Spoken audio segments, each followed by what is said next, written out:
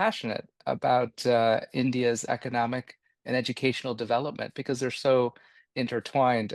So, as you said, ETS has been around as long as India has, and it's just a privilege for me to have this opportunity to connect. I, ETS's mission is to advance the science of measurement to power human progress, to power progress in education, and to power progress in workforce readiness. So we're all about the science. ETS is known for our ETS Research Institute, as Satya mentioned, where some of the breakthroughs in how many assessments around the world, even the assessments that were mentioned earlier by Vineet Joshi, the assessments that are used in the US and in Europe, a lot of the science behind how test questions, or as we in the industry call them, items. What is the science behind item development? So we're very fortunate, and I'm very grateful to have this opportunity to serve at ETS. Really, today I'd like to talk a little bit about trust. And I'd like to talk about the opportunity we have in the education system, particularly the higher education system, of how do we develop a new architecture for trust in our institutions, in what their purpose is. And the three questions I'd like to pose for this discussion are: what earns trust in the higher education landscape of the future? The second question is, how do we prove the value in this age of AI and skills of the value of higher education? And a third question is really, how do we enable in India the education evolution and expansion, which we heard in the numbers earlier, is just so vast. One of the largest, if not the largest, educational system in the world. How do we ensure that we can really drive outcomes, that we can really help not just with quantity, but with quality of the outcomes? And so all of these questions are really, at the end of the day, about the trust architecture. So on the first question of, what earns trust in today's educational landscape, including higher education, I wanted to start with my own personal experience. I had the opportunity to serve in leadership roles in four different institutions. I was at DeVry University in the United States, ran operations at Unitec, which is the University of Technology of Mexico in Mexico City, the largest private university in Mexico. Then I moved over to Asia and was in Malaysia for a couple of years, serving as the president of INTI University in Kuala Lumpur, and then had the opportunity later to lead up the University of Europe in Madrid. And during those experiences, I think, as we all recognize, running a educational institution is complex. There's many stakeholders. We have external stakeholders and internal stakeholders. We're navigating a regulatory context. We're navigating changes in the economy.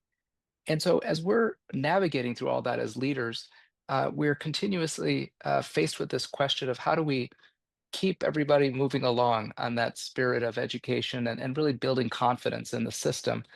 And one of the things that we all realize is that education doesn't just teach, it really builds. It builds capacity.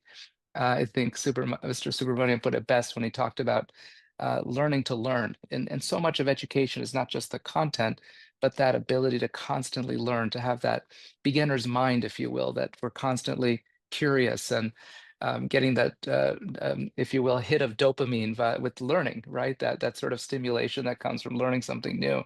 And so much of our education is really about building that capacity. And I think as we look forward, one of the things that we're all recognizing is that increasingly the educational system is having challenges that are coming from a variety of places, economic and technological, like AI. And one of the things that we have an opportunity to do is to try to measure the outcomes of our educational systems. That's one important way we can build trust. And we at ETS in January of this year released a Human Progress Report. And in that report, there was a startling finding for me personally, which is that 88% of all of the respondents, of those from India who completed the survey, said that they believe that by 2035, a skill-based credential, like a certification, is going to be as, if not more important than a university degree. So This is significantly higher than the average across the world, which is just over 70%. So I want to make sure that that message or that number was clear. In India, almost 9 out of 10 people who took our survey said that they believe that a skill-based certificate is going to be as or more important than a degree. And so for us in the higher education space, and for us who have for so many years served and tried to really strengthen higher education institutions, we're in this interesting moment right now where there's a fundamental challenge of the value of what a degree provides, of what a university or a college degree provides. So one way that I felt that we can really strengthen this moment and reinforce the importance of our institutions is to try to measure the outcomes much more diligently, not just the measures of how to enter, but also measuring the outcomes of the students that graduate. So, are the students that are graduating from the institutions having the requisite skills, whether they're language skills, technical skills, attitude, some of the four C's that came up earlier: communication, collaboration, creativity, critical thinking? Those are the kinds of things that we can now, thanks to AI, measure and scale across India. I mean, this is an incredible moment right now. We're sitting in 2025 and we have an opportunity to measure at scale tens of millions of university and college graduates with the kinds of 21st century skills. In the past, we had very rudimentary instruments. We had the science, but we didn't have the instruments. But now with AI, we have both the theory, but also the ability to practice and apply at significant scale. So this is going to give us an opportunity to really for the first time, develop increasing trust in the new economy, an economy that's moving fast, that's being disrupted by lots of forces, that we as educational leaders can leverage measurement, leverage skill development, and leverage certification of the outputs much more systematically. And I think that'll build trust in our individual institutions and in our system more generally. So, what earns trust in today's higher education landscape? Measuring the outcomes through high quality assessments, particularly outcomes at the end of the journey so that the student is well prepared for the life beyond. The second key question I want to pose that can help strengthen trust in our educational systems is to prove the value of the skills in a world of AI. Let's face it, there's so many forces at work right now. The halftime of a skill is shrinking. So if you learn a skill today, it may not last more than 2, 3 years, particularly if it's a digital related skill. It could be quite short. We're seeing this with the rapid advances in AI. I'm constantly having to learn the latest new features of ChatGPT. And I think that as we look forward, this need for us to be constantly sensitive to the return on investment. So if a student is paying for a tuition, for example, at a university or at a private school, their family is investing. So there's an investment. The question is, what is the return on that investment? And I think one way that we as leaders in education can start to demonstrate much more quantitatively the return on that investment is through measurement.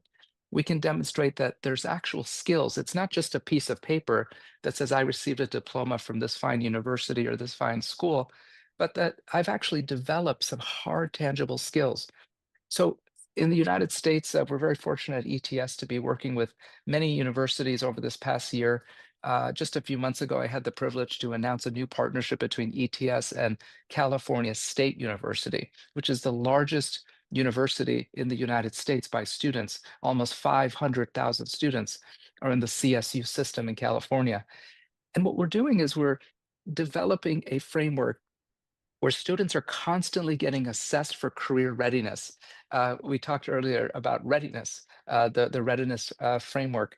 And this opportunity to actually measure career readiness, not just at one moment, but constantly, continuous measurement throughout the 4 year journey or 3 year journey of an institution's students, allows us to build confidence in in the value that those skills are actually being developed. My aspiration would be that in India, every university student would get an academic transcript that shows the courses they took and the grades they received. And they would also get a skills transcript.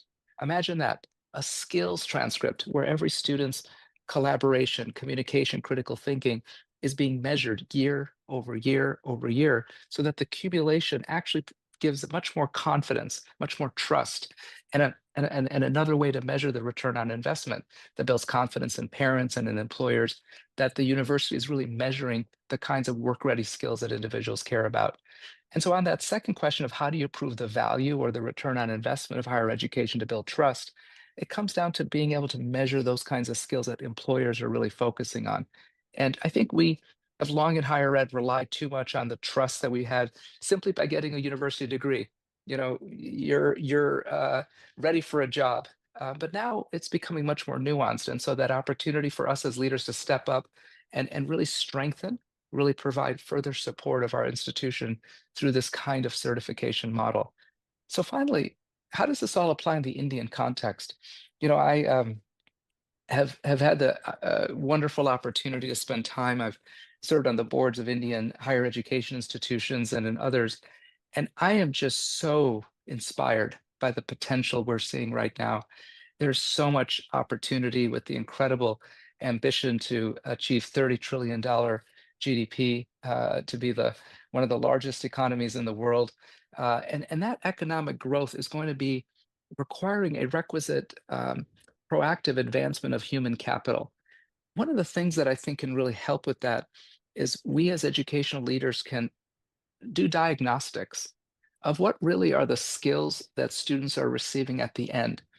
Just like a fingerprint gives you a photo of an individual, imagine like a skill print that we can have of an institution's skills.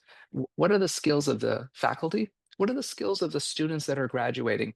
And really having a photo, just like an Apple Watch or a Fitbit or any other kind of measure that tracks your heart rate or other measures. If we're much more proactive in the measurement of baseline understanding, the diagnostics, just like going on a scale and checking your weight in the morning. As much as I don't like to do that, I don't know what I am going to get. It gives you a chance to have a photo and really develop a sober, balanced view. So I think institutional leaders are in a unique moment right now where there are many tools out there. But I think the mindset of measurement, measure what matters. And what matters right now is concrete, tangible skills that are constantly being developed over the course of the institution's journey. So, in closing, I'll just offer that progress in education, just like in the economy, is based on proof. And just as companies are regularly tracking their financial results, or cricket players are tracking their advancements, hospitals tracking patient outcomes. I think we as educational leaders can do more. We can do more to demonstrate proof, and that underlying all of that will build trust in our institutions and in the overall system, particularly of higher education. Once again, Satya, thank you so much for this opportunity. I'm really delighted to be on the chance to speak to the colleagues here today and to be on this fantastic panel.